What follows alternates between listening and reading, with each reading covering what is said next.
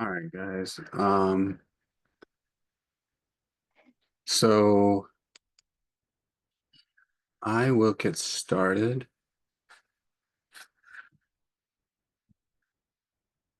Uh, I can do that, Patrick. I can post the recording. I'll probably post it in a page. Just embed the video.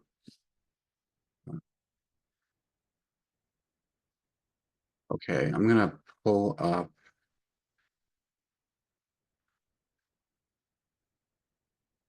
I'm probably gonna put the practice exam on my iPad. Just give me 1 second, guys.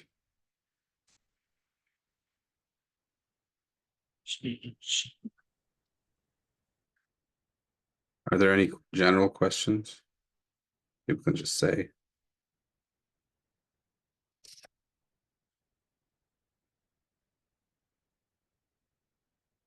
So, yes. Will there be a second practice exam? Tonight, I was I just curious. It's not I, it's not a big deal. I don't have one available right now. I would have put it up if I did. I'm finding this. Sorry, 1 second, guys. It's this. Maybe.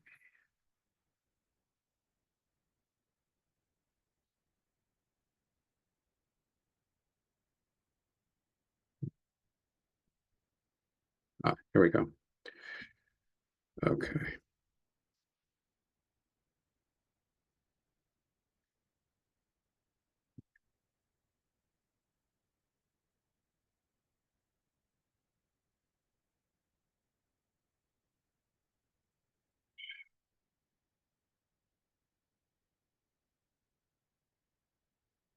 All right.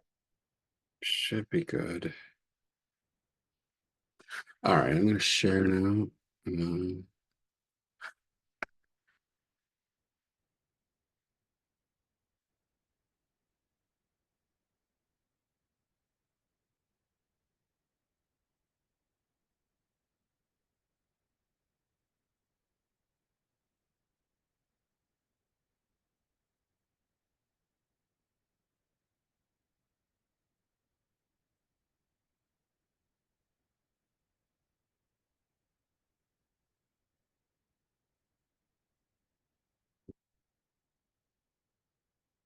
Okay, good. Everyone see that? Good. Okay. All right. So let's get started. Who loved this problem? Isn't it the best? The Nobody answer I says thought was anything. really weird, but I thought it was an okay problem. It was an okay problem. That is, high praise. High praise from okay problem is what I'm going for here. And again, these are not meant to be super challenging. So, well, they're meant to just kind of give a sense as to whether or not you can, you understand the basic concept. So this problem is a problem that you'll get, something like this, that's testing, can we convert a multiple integral, in this case, a triple integral, into an iterated integral? And so what we want, or what I'm looking for here is sort of two things. One, can you do that and do that correctly? And then two, can you do it in such a way that it might be the easier to integrate than other ways? So in particular, can you choose an order of integration that, although this should be, sorry guys, there's a typo already, that should be C. Let's take a look. Okay, e to the xyz, I'll just rewrite. And so now what I want is I want to write an iterated integral. And well, I know the first endpoint is going to be 0, so 0 on all of them. I'll rewrite this guy. Whoa, sorry. And then what I need to do is I need to decide my order of integration. thoughts? It shows Start with y, dz, dx. Y dz dx, dy dz dx. So when I look at that, I think that looks pretty good. And the reason is that I see two sort of substitutions with x. And so that looks pretty good to me. Now, if I agree with Patrick on this, then someone else can tell me what's going in this first guy here, this first endpoint of integration. 2. 2, right? So I have to match up the first variable I'm integrating in with its domain of integration. And interval integration. The same with dz, so I'll go 3 and then 1. And again, right there, it's, I don't know, 10 points. I'm probably 15 points. And that's basically the bulk of what I'm asking for here. Is can you kind of get the right order of integration? And it's not the right, you can do it another way, but it's just more tedious. And if you do it another way and you do it successfully, I won't take points off. I just will judge you. Okay.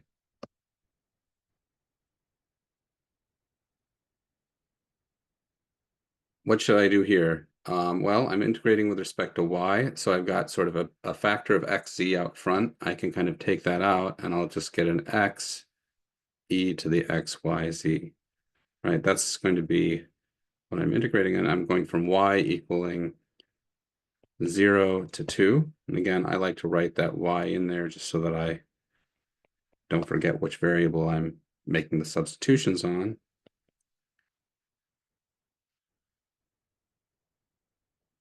And here, okay, so at 2, I get x e to the 2xy, or xz, pardon me.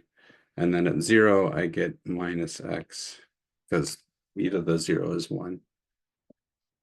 I'll get dz, dz dx. Great. And okay, just plugging ahead. I'm just going to finish this off. The first, excuse me, the first factor, I'll have a dz. Or the first factor I'm integrating with respect to z, so I have to have a 1/2 e to the 2xz, and then here I have minus xz. I'm going from z equaling 0 to 3, and dx. And life looks very enjoyable. So I have 1/2 e to the 6x minus 1/2 times 1, so that's minus 1/2. And then here I have minus 3x. And then the z equaling 0 is 0. dx. Okay, and then, okay, just to, why not, who knows? Okay, so I e to the 6x minus x over 2 minus 3/2 x squared, value from 1 to 0. And okay, everyone's happy. I don't know why I'm deciding to stop here, but I'm going to stop here because I'm just exhausted. It's been a long weekend. All right.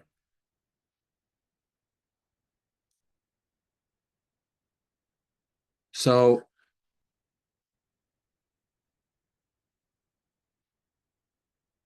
next up, we have this integral of, which is going to be a two-dimensional integral. So this is going to be we'll have a question like this where you have a region that's bounded by functions in x, continuous functions in x, or in continuous functions in y, and you'll be asked to form the integral. So let's take a look. So for one thing I'll do generally when I get a question like this, or if I'm looking at a question like this, is just try to sketch, maybe in an aside, sketch a graph of what I'm dealing with so that I can visually see it. So I've got my axes, and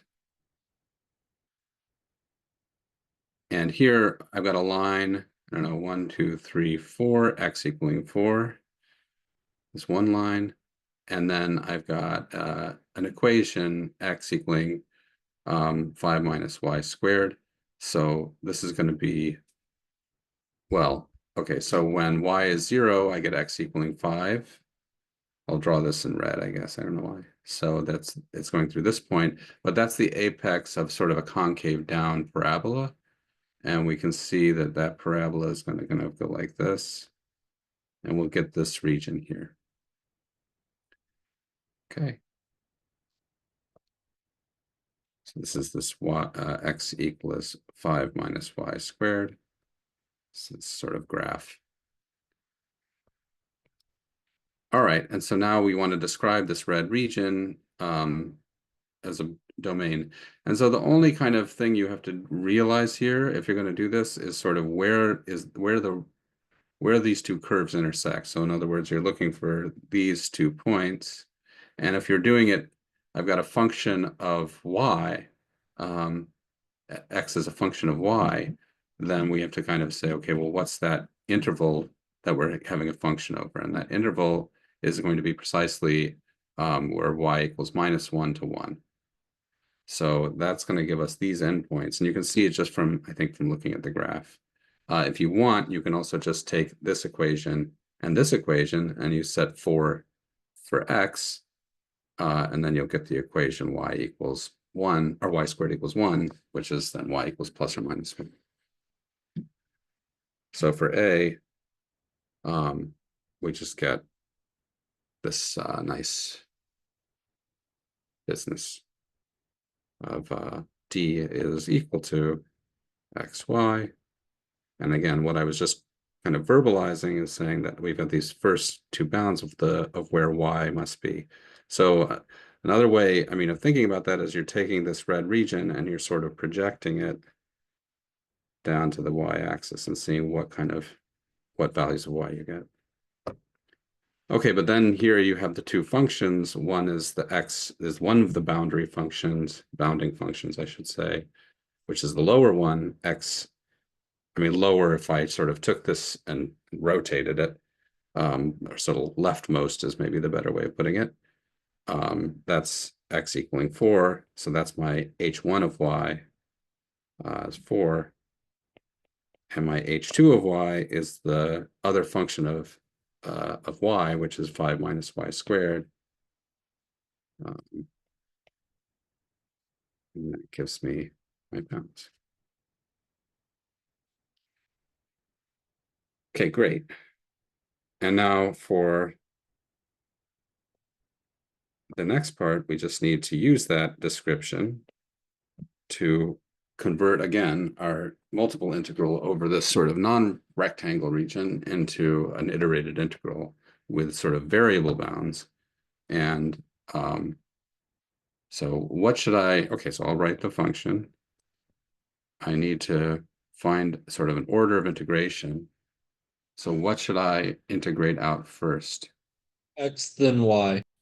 X then Y, right? So, right, exactly, that's correct. So first I'm going to integrate out X, the one with the functions. So whatever variable is sort of bound by functions of the other variable, you want to use that.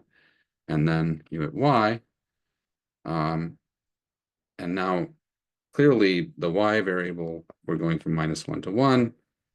The X variable, we have the lower bound 4 and the upper bound 5 minus y squared. And there you go. And so, yeah, I mean, this shouldn't be too bad, but it's, well, maybe I'll say one thing about this. Let me say one thing about this, which is, it's, okay, so let's say I take one step here. I'm going to get x squared over 2. So I'll just bring out the half out here. I'll have x squared y from x equaling 4 to 5 minus y squared dy. Okay, great. And now I'm going to do one more step, -1 to 1, and I'll get, I'm going to switch the order. So I'll put the y in front, and then I get a 5 minus y squared, okay? And then minus, I don't know, 16y, okay, dy. Now, I'm just writing it out this far because I want people to, I don't know. It doesn't matter, but I probably would say, I don't know. Majority of students would continue to expand this. It doesn't really matter, but the majority would expand this out and then keep on going. That's not so bad, but I guess what I mentioned here is you can kind of resist that urge and just, you know, I don't know, use like it's a minus 1/2. Use a substitution here. I guess I need a third here. Sorry, guys. I need a 6.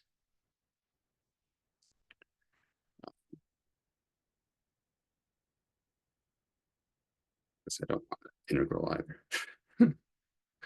So you can fight all of the errors I'm making as well, but there you go. You could also do something else, probably, now that I look at it. I believe you could do something else. What else could you do?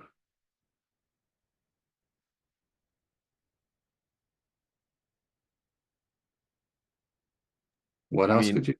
I haven't tried this, and I don't know if it's like applicable, but from the toolbox, we could try trig sub.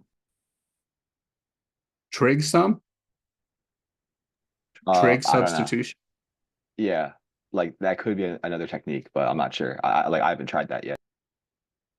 I was gonna, so what I wanted to do is say you really don't need to expand this out. Here, I'm gonna say this. You It's don't an need to odd expand. function. It's an odd function, isn't it? You're being odd. Yeah, Caden's saying what I was looking for, but that's just like a good physicist because there are a bunch of zeros over there in physicist land. But yeah, like it's odd. So that's the thing to read. So if it's odd, and you're not only is it odd, you're integrating over sort of a symmetric interval around the origin. So this is just 0. You can just say it right away. And if you just said, all I want to see was you saying this is odd. So you don't have to actually do any computation, but sometimes you won't have, like, maybe you don't have you're doing from 0 to 1 or something, and then I'd suggest that kind of use of a substitution sometimes. So sometimes, yeah, sometimes I don't know if that was intentional. I don't remember when I made this test if that was intentional, but it's look for it as you go, because sometimes I try to put little things in that will save people time. All right. All right.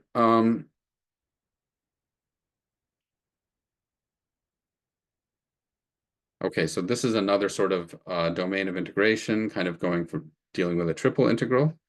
Let's take a look. So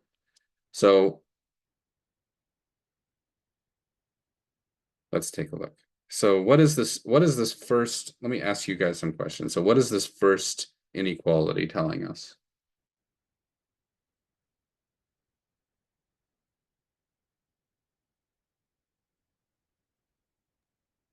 It's a sphere. It's a sphere. Okay. Well, it's a ball, right? Let's not forget about the difference. So we have a sphere of radius 2, and we have everything inside of that sphere. So we have everything inside is really what that is. So that's what this inequality is. Now, if we add on this inequality, that's taking this sort of z plane and saying we're above it. You know, the xy plane, the z equaling 0 plane, and saying that we're above it. So that takes our ball and gives us a half ball. And then we have this inequality. And what is that inequality? Well, that inequality is like, this is a ball of radius 2, but if we sort of take half the radius and kind of take that cylinder, there's like a cylinder in there, right? And that's what this inequality is saying that we're in fact in the cylinder. So what we end up with at sort of the end of the day is we've got this sort of this cylinder with a top, with a kind of a round, it's like a silo. You know, we're in Kansas. We have silos. Yeah. Does it make sense? Okay. So that's the picture, and then it says, okay, well now let's say we've got some kind of measurement of how much grain is in our silo, the density of grain, which seems to be, it's like, I guess we're in sort of a universe where grain is, where there's anti-gravity or something, because there seems to be more grain as the higher up you go. But okay, we want the total grain in anti-gravity silo.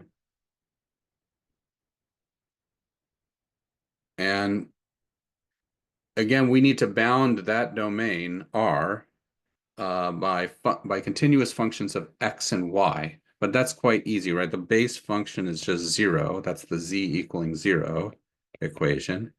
And then but up here, what's that guy? Well, this guy, that's the same as this inequality. But if we want to write that in terms of z, here we have z is positive, so z is going to equal the square root of 4 minus x squared minus y squared. Right? That's the upper bound. So when we know we've got these two functions of z, and we've got a domain bounded by these continuous two functions, we can write this as we can integrate out z, essentially, is what it is. So we're going to integrate out z over this region, right? Over that region. But what is that region? That's exactly the unit disk. So I'll say d here, and I will write d equals the unit disk, xy, x squared plus y squared is less than or equal to 1. And then I'm going to integrate z from z equaling 0 to the square root of 4 minus x squared minus y squared. And I've got this function 2z dz. Oops. dA. So in other words, I'm integrating out the z, and then I've got the dA. Okay. I don't really love the way I'm writing this out. Please do a better job than me. So let me write it out the way I want to. See it would be something like that. So, great. And we can integrate that out. It's not too bad. We've got a z squared 4 minus x squared minus y squared, z equaling 0 dA, which equals okay, when z is 0, it's 0. You get double integral, and then we're just squaring the top endpoint, 4 minus x squared minus y squared dA. Great.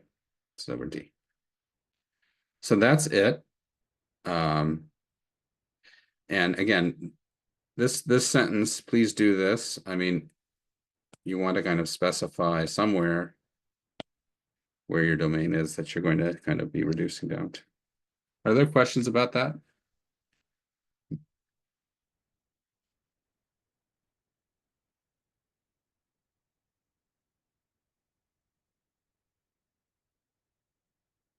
Okay. Maybe I'm, yeah, okay. All right.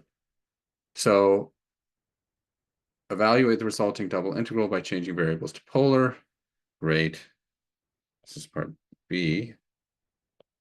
We all know how to do that.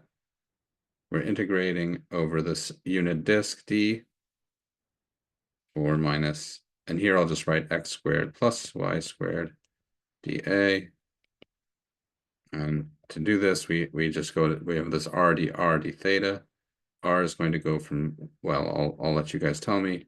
So 4 minus x squared plus y squared is r squared. Dr d theta, but I'm forgetting nothing because I'm good, right? What is the endpoint for r? Or did I miss something? 0 to 1. 0 to 1. And for theta? 0 to 2 pi. Okay, should I proceed? Gotta put the R. I've got to put the r. Thank you. Make sure to remember to put the R in. It's worth a lot of points. And it's not true otherwise. There's that too. So, right. And so then, okay, this is one of those integrals you can do. So I'll let you guys do that. I don't want to keep you up late. It's bedtimes. All right, great. D is upper half unit disk of points UV. So then I give you the description of what that means. It means that we're in the disk and the V coordinate is non-negative. E is the unit disk in the XY plane. So we've got a UV plane and an XY plane.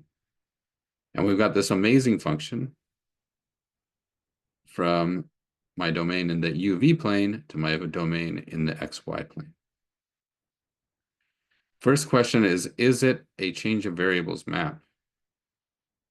Is it a change of variables map? Well, good question. Any thoughts?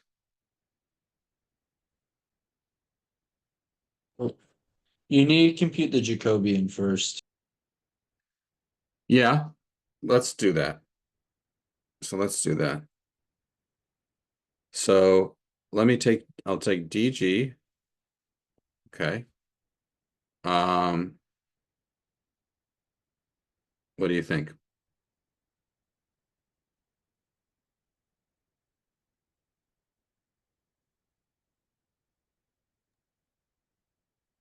It'd be 2u minus 2v.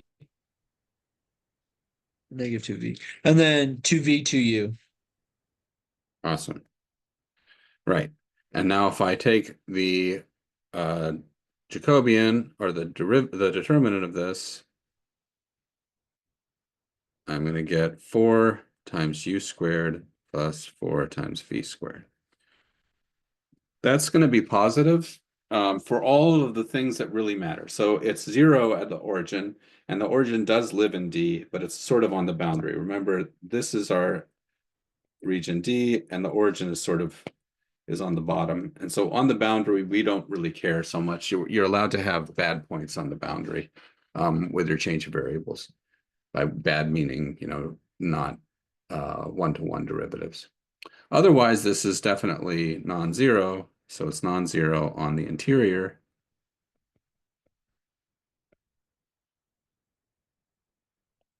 So that is a check mark for it being a change of variables. What else? What else would you need to kind of check if you really wanted to say it's a change of variables? It's 1-to-1. It's 1-to-1. It's 1-to-1. Is it 1-to-1? In the upper half of the disk it is, On the upper half of the disk, how do you know? because I checked. Okay. That's good. All right. Well, so I'll say it is 1-to-1, and I'll do it because is 1-to-1 because in fact, and you this would not be something you would write. Maybe you would write something more of a check, but that's fine. In fact, G of u, G, well, I'll say it this way.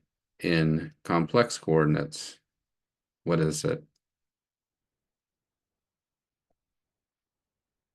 G is z squared.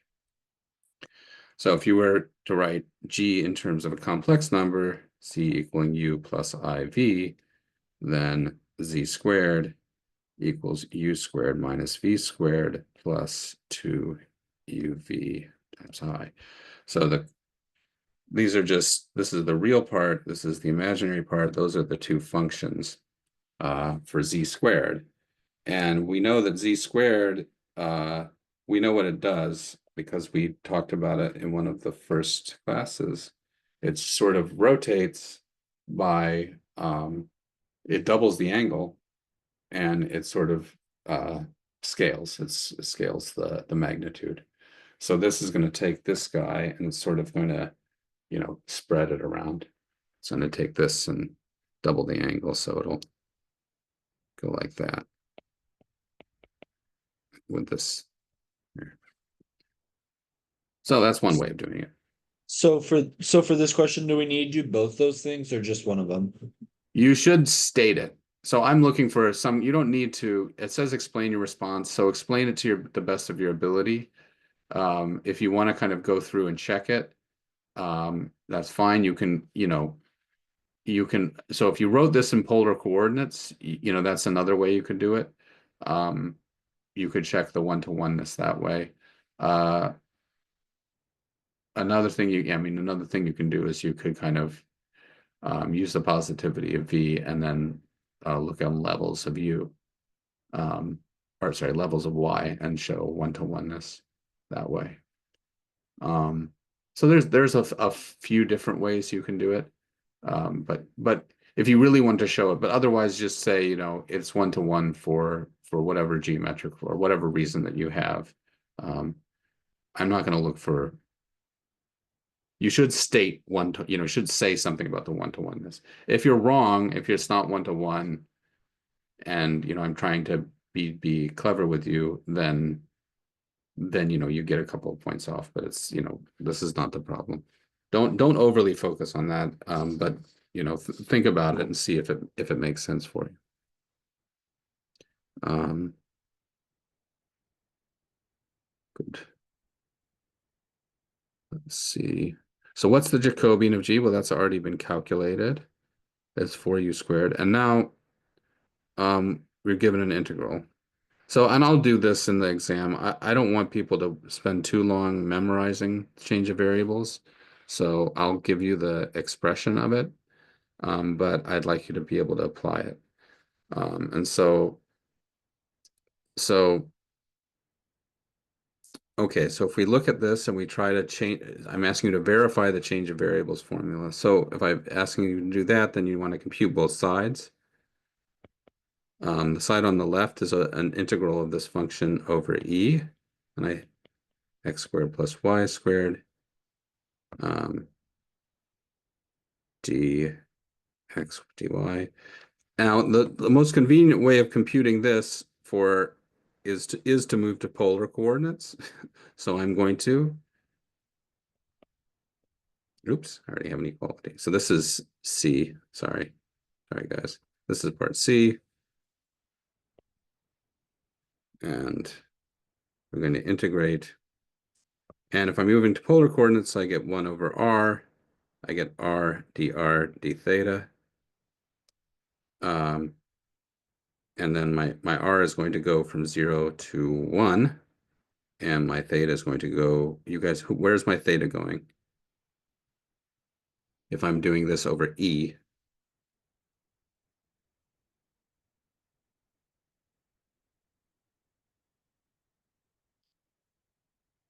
My theta? 0 to 2 pi. 0 to 2 pi. So this is a nice integral.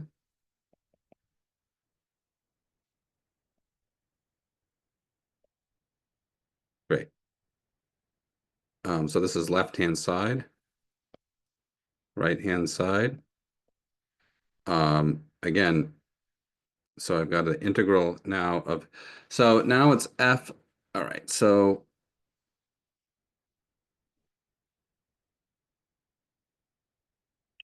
I'm using this bad notation. I don't love this notation, but f of uv means f of x of u. I mean, okay, so f of, what is this? I don't love that notation, but what I really mean is f of x of uv, y of uv. That's shorthand, the f of uv for that, which is not great. Or the composition, either way. Okay, so I need x squared plus y squared. Sorry, I'm gonna do this quickly. I think you can check x squared plus y squared should be the same thing as u squared plus v squared squared. So this is going to be 1 over u squared plus v squared squared. And this is going to be, oops, but I'm square rooting, sorry. So it's just that. Are people following this, or is it, should I slow down or say something more?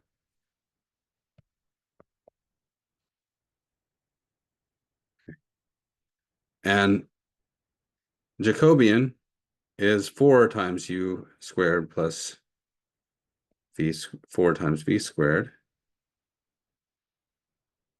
And I've got it, which is, and it's positive, so we're good. And so this should give me 4 times the double integral of du dv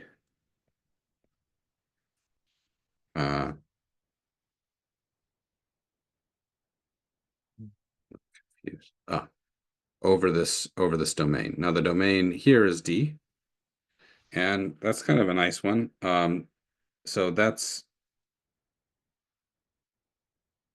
So what would you guys do here? Let me ask you that.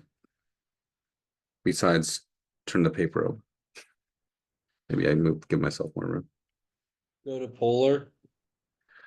That's what I want to kind of say would be a normal instinct, and I want to kind of ask you not to.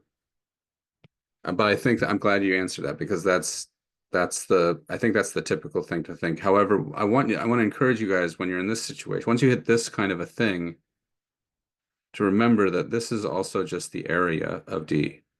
Like you're integrating 1. And you don't have you're integrating 1, and there's over region D. That's just the area. And D is this half disk of radius 1. So that's, now the area is pi r squared, r is 1. And you're doing a half disk, so this is pi over 2. So this is 4 times area of D, which equals 4 times pi over 2, which equals 2 pi. And we're happy. So you could do that. I mean, I wouldn't take points off Nick for that, but you know, this is just, sometimes you can avoid a little extra computation. Okay, the last of the amazing and wonderful problems are some multilinear algebra.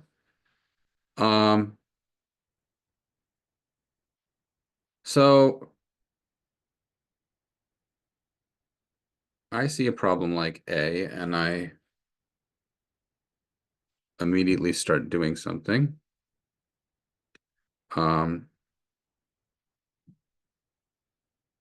So I don't know. What I do is I think, okay, if I start with E1 and I start to distribute, this E1's dead. So that means I need E3. And now I have E1 wedge E3, and that means this is dead. And so I have E2. So my first contribution is going to be E1 wedge E3 wedge E2. And that's the only thing I get if I start with E1. So that means I'm going to have that term, and then I have what happens if I start with E2. So if I start with E2, then, okay, I can have either of these two, but I can't have this one. So I have to have the E3. That's the last one, because otherwise it kills the E2. But then if I have the E3 as the last term, then I can't really have the E3 here. So I have that. So this is minus E2 wedge E1 wedge E3. Okay, great. And that's it. Those are the only things that survive, and I'm happy. Now, if you didn't like that horrible argument, you can just distribute, but then you have 8 different terms, two cubed terms that you're going to deal with. So sometimes it helps just to kind of say, okay, when 2 of them are the same, they're dead.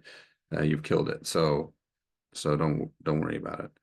All right, so now I would probably switch things around. So this is going to be a minus, just a standard form. And okay, so I switch that, and then I get a plus E1 wedge E2 wedge E3. Did I? Yeah. I think that's right. So then it looks like it's 0. Is it right?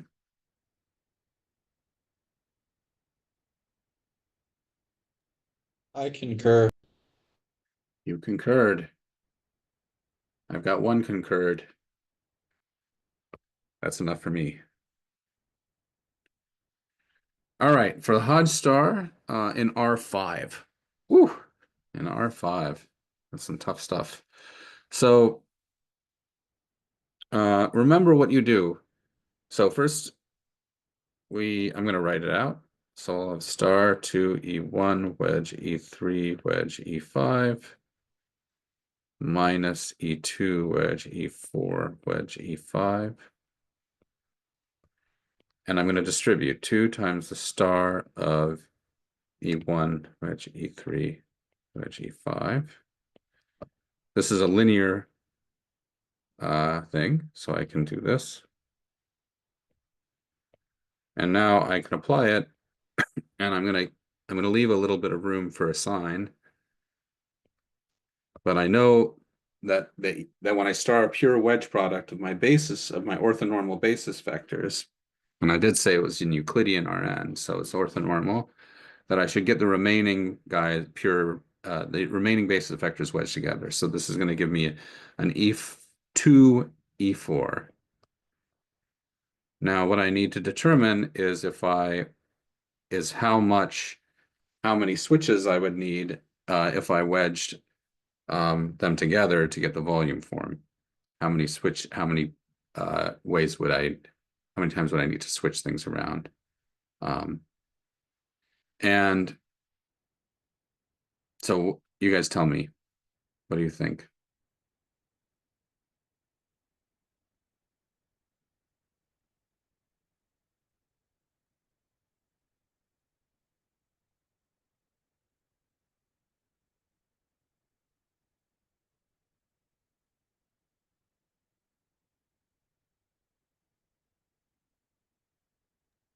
Three. 3? I see 3 too, yeah.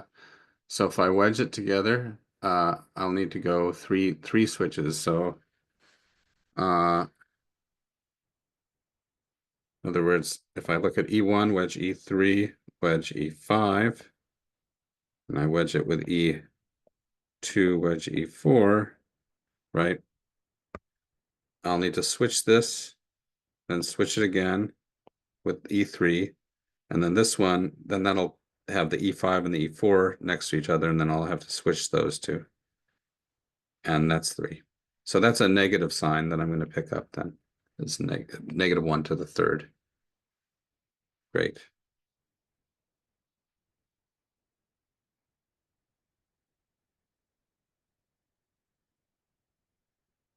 Sorry. And then the other one, I get a minus E1 wedge E3. How many switches there?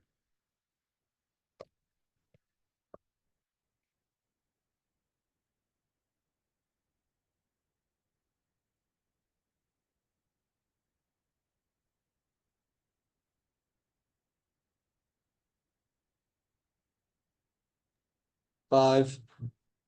I see 5 too. I see 5 too. So that's going to turn this to plus. And that's good. I'm happy. I'm done. So if you get the signs off, maybe a point, I don't know. I'm not going to like be super finicky about the signs here, although they do kind of change the story a bit, but it's not a big deal. If it's one of those things you just have to practice a little bit. All right, cross product here, you can just kind of rely on old-fashioned, you know, determinant E1, E2, E3, -1, 2, 0, 0, 1, 1. I think this is kind of the easier way, rather than, please, I wouldn't recommend ever memorizing those formulas of, the algebraic formulas with these. It's just not worth it. So here you'll get a 2, you'll get a 1, and you'll get a -1, and you're good. Now, if you're doing this and it's maybe doesn't have as many zeros, a little harder to compute, and you're not sure if you made a mistake, I always recommend it's useful to kind of fall back on the properties, just check your work. And what I mean by that is, this vector we know should be orthogonal to both of them. And people by now should be really comfortable taking dot products. So you can just take the dot product of that with this, you'll see you get 0. If you take the dot product of those two, I get -2 plus 2, that's 0. So looks like at least you can kind of do a quick check of those numbers to get make sure you're getting 0 in both of them. And that doesn't guarantee you've done everything correctly, but it maybe gives you a little more confidence that you didn't make a silly error. Okay. Final problem. What is the three-dimensional volume of the parallelepiped spanned by these three vectors? So what do you guys think?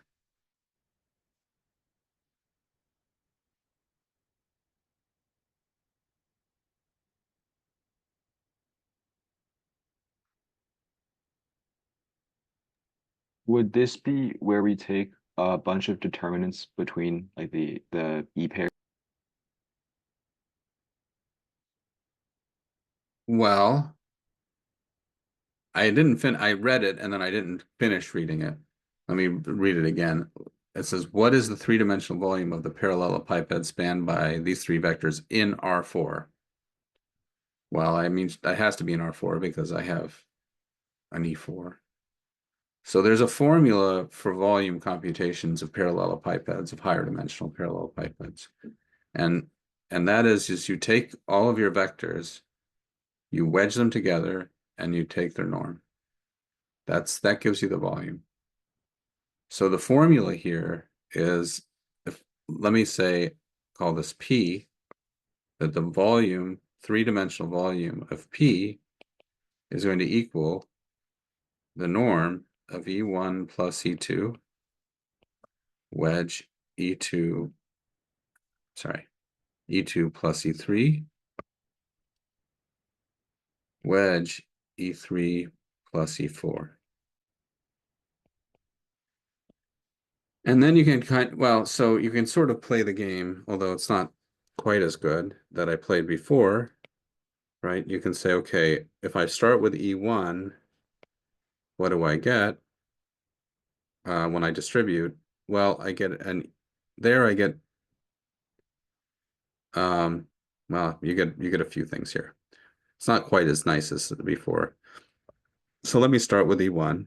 I get E1 wedge E2 wedge E3 plus E1 wedge E2 wedge E4. So I get those two for starting with E1. And then I have plus E1 wedge E3 wedge. And now, so here I'm kind of doing this. I'm wedging this, and now I can't wedge with that. That's 0. So I just wedge with that. Wedge E4. And so that's the E1 part. E2 is a little easier. So that's all I'll get if I start with E1. Now if I go to E2, I get E2 wedge. Now E2 is out, so I get wedge E3, but now E3 is out, so I wedge E4, and that's the only one I get with E2. Great. So what is this? No explanation needed. Everybody sees immediately what this is. Everybody and their little brother. You guys have little brothers or a younger sister or a cousin, but not a niece or nephew. They don't know anything. What do you got? This is right away 2. 2, right? How many terms? 1, 2, there. That is an orthonormal basis. None of those are the same. That is an orthonormal basis. You're taking, so there, think of, you've got some vector, right? You've got a bunch of zeros and you've got like 4 ones.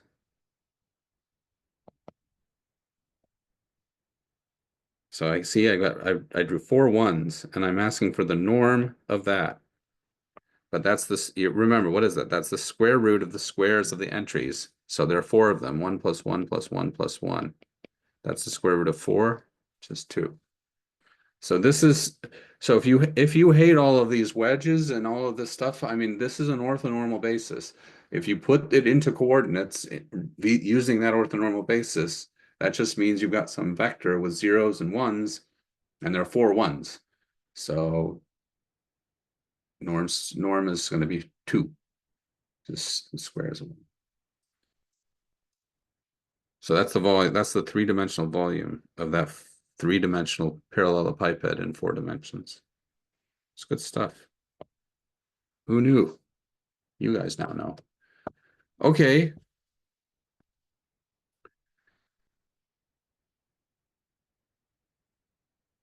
I talked a lot.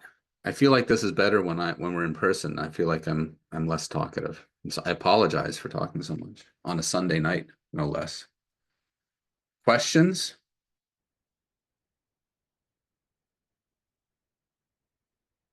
You guys are gonna do great.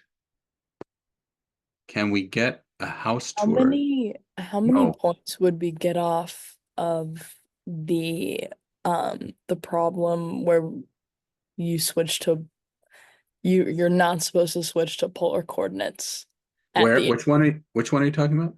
that one. This one? Number 4. How many points would you get taken off? Yeah. If you just switch to polar coordinates there at the end. Nothing. I'm not going to take points off if you do something correctly. Yeah, you're not doing it efficiently, but that doesn't mean you're incorrect. I don't deduct points for inefficiency. I mean, I'm not like that much of a capitalist to kind of like hammer down on, say, you know, only if, or German or something. German, those guys are efficient. Actually, Japanese as well. Japan is super efficient. So, but Germans, those guys like efficiency. That's what I was told by Germans in Japan when I was there.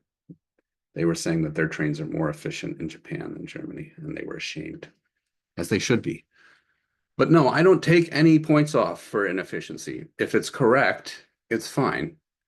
But I would encourage you to be more efficient and look at what's in front of you and say, okay, is there an easier way? And it's the same, like I wouldn't take points off for if you didn't recognize that this is an odd function. Where is it? I don't even know. Yeah, if you didn't recognize that was odd and you just went, 4 steps later and computed that it was 0, and you got it 0. But part of it is like thinking as you go. Take a breath, think as you go. And if it really is messy, sometimes it's like there's an easier way. But don't get too worried. Sorry, Elena, I'm talking again. Is it all right? Yeah, that's good. Thank you. All right. For peak efficiency, I've got an iMac here. I can't like pick it up and walk around with it. That would be very, very cumbersome. It's like one of the big ones. You can't walk around. Sorry, no house tour. Sorry. Plus, you don't want to see my house. It's too fancy for you guys. You'd be like, you would feel like it's my fancy side. I keep that to myself. Nobody wants to see that. All right, guys. I'll see you guys tomorrow, and try to get some sleep. And thanks. Thanks, Dr. Kerr. Have a good night. Yeah.